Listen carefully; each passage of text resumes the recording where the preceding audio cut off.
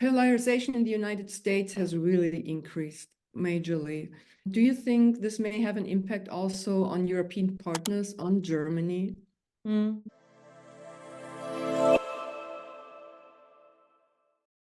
It's an interesting question. I think that, it's a trend that we're seeing in developed countries as a whole. Yeah. A lot because we are seeing an erosion of industrial and economic stability. So, I sit in Germany, and people here also read headlines about companies closing. And so I think political polarization is not an American phenomenon. It's coming, it's moving over the Atlantic, But in the US, of course, we have a presidential system. We have a two-party system. So it seems very binary.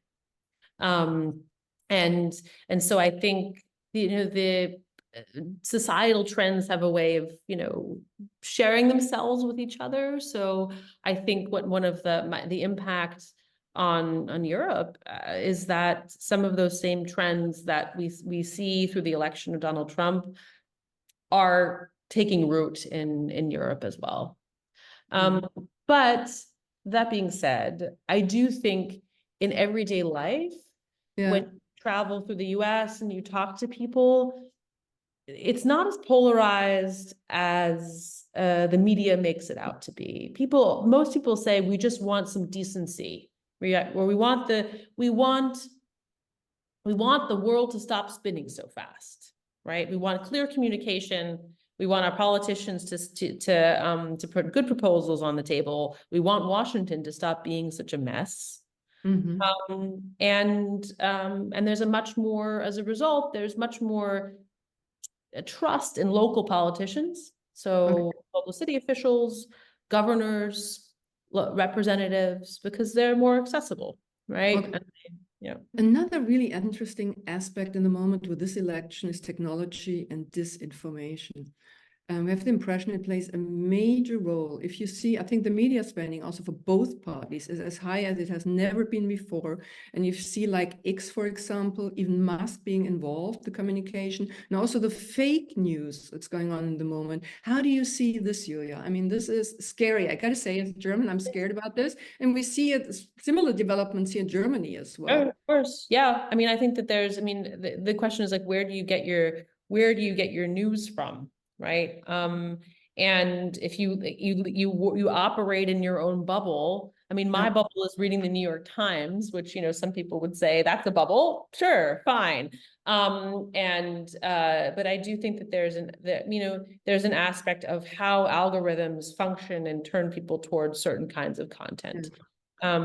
What I don't think, you're also asking about disinformation. Of course, this horrible rumor essentially in Missouri against Haitian immigrants and eating animals. In Springfield. Yeah, I have it here exactly. still, eating cats and dogs, Yeah, I know. Look, it's, the scary thing is less that that someone writes something stupid on the internet, but that politicians who know better use it for their own benefit. If you see like senators retweeting it just because they think they're going to score some political point. It's not X itself. It's not Elon Musk. It's others who just say, in this moment, in this crazy moment, I'm just gonna retweet this because I think it'll help me. On the broader disinformation question, that foreign interference, that's where we really thought we had a problem, and we did in 2016. And we certainly shouldn't underestimate that foreign countries that are not necessarily friends of the United States are trying to tip the scales in one direction or another. But if you were to ask like cybersecurity authorities, when we've thought, this is the big election year, the Super, and there has been a lot less of that kind of messing around than we thought. I think that's interesting. Yes, and I think that has a lot to do with the fact that companies are wise to it.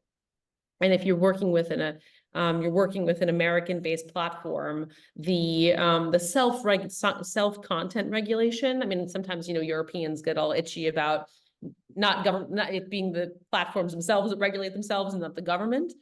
That it actually has made a difference. Yeah. Who are, in your opinion, the biggest influencers still from abroad, foreigners? Well, China. Yeah, those are them. You see, actually, right now it's the Iranians that are making the headlines by trying to spread information about Trump, right? They would prefer to, they're tipping the scales towards Kamala Harris because they perceive that the Trump administration will have a stronger course against Iran. Not necessarily true, by the way, but that's their perception. And yeah, and the Russians and Chinese might be tipping their scales in other directions. But again, I think that, as the American populace will do enough damage to itself, or the politicians will do enough damage to themselves, it's easier to blame others than to blame yourself. Yeah, I mean, populism, like you're saying, when Trump was saying, in Springfield, they're eating cats and dogs. Do you think it was really a narrative? I mean, some people say he strategically wanted to attract a special target group in the Midwest with this, or anyone to be to be a race baiter, right? Apparently that works. I mean, Donald Trump doesn't necessarily. I mean, look, like racism is something he uses. You can elevate it out of a population. And unfortunately sort of exploit it for political gain. So that's... Does it work, Julia? Does it work in this target group? I would be curious to see.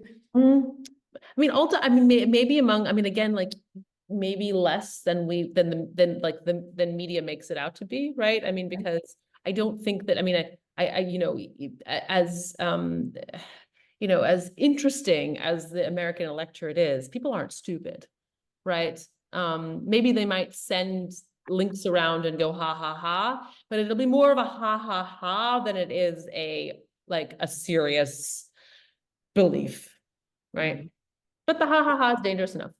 Okay, I'm curious to see how it will evolve, honestly. Yeah. Role of social media, we talked about it in a way already, and influencers also. I mean, Taylor Swift, it was amazing. I read when she, after the debate, really said, okay, I will vote for Kamala Harris. Really, many, many young voters, like never before, started to register to vote. And what is your perception? If any news on this role of influencer in this election? I think it has never been like this before, right? Sure. I mean, there are very few people who can mobilize voters the way that Taylor Swift can. I'm surprised that so many of her fans are above 18. I think that's, was very well timed, obviously, in her communications department. And if you have that kind of role, you have to decide very carefully about when you put out your endorsement or not. And I can understand why, she might have thought, okay, it might actually work against Kamala Harris if I endorse her, because there'll be this, there'll be rumors that, that we worked in cahoots with each other. I think, I think that I don't think social media, it's like, look, there's always been forms of political communication. And from when, FDR using the radio to reach people, to basically network television dominating news, right? But in the United States, we liberalized the media licensing in the 70s and 80s, and since then there has been, there's been a different generations in terms of how people talk to each other and what political debate looks like, and how politicians communicate with each other. I think social media has it's good and bad. In many ways, social media has provided access to much more information than people have had, and diversity of information than they've ever had. That means that people can organize better, people can compare experiences better. It also means that politicians are ultimately a little bit more accountable to people, because their presence is demanded and people are talking about it all the time. As a result of social media, if you go to a bar in the Midwest of the United States, you're more likely to hear people talk about the war in Ukraine than you ever would have before, talking about economic policy than you ever would have before. It's actually a democratization of information. And our politicians are learning how to act in that world. So again, it's not, I think it's in many ways it's a good development, the availability of social media. You know, the politicians really have to make their case. Yeah. And the fake news thing, I mean, we have to find a way. I mean, Hillary Clinton, I think, was saying we have to put people in jail who put out fake news, really wrong information. I thought that was an interesting statement, but let's see. I think we can stop it, right? It will evolve. We cannot cut social media out of our lives. No, or should we? I mean, I think again, in the US, it's very difficult because we have such strong free speech laws, right? So the spread of fake information is just my opinion. And the line is always, what is an incitement to violence, right? So if you are race baiting people to attack their neighbors, that's something that you can be jailed for in the United States. Yeah, I mean, Musk, the statement of Musk, right, which he erased later on again on X, I guess you've seen it, right? Where he was saying, how come so far there was only assassination attempts on Trump? This is almost like, hey guys, how can that be? And I'm so glad he erased it. It was shocking to me, I gotta say. Yep. Yeah. But okay, I have a last question. Would it make any difference if red or blue will win, Democrats or Republicans, for Europe, for our economy, for geopolitical aspects? I mean, I think that there's, I think that obviously with the European governments, there will be much more in common with Harris administration, but ultimately the requests of Europe and the expectations of Europe are similar. They just sound, different in how they're expressed. The United States is not, this is not a unipolar world where the United States gets to set global rules on its own anymore. It needs Germany and Europe as much as Europe needs the United States. And so when we say things like, where's your defense spending? Why aren't you standing up to China? This will all come. It doesn't matter which administration it is. Right. Because we need a partner at eye level. Who are we going to call when we're trying to form global policy? We're going to call Europe. We're going to call Berlin as the biggest country of Europe. And so it's important to recognize that criticism comes actually from a position of respect. From the time you put it. Okay, Julia, thank you very much for your time. Very interesting insight. And thanks for the invitation.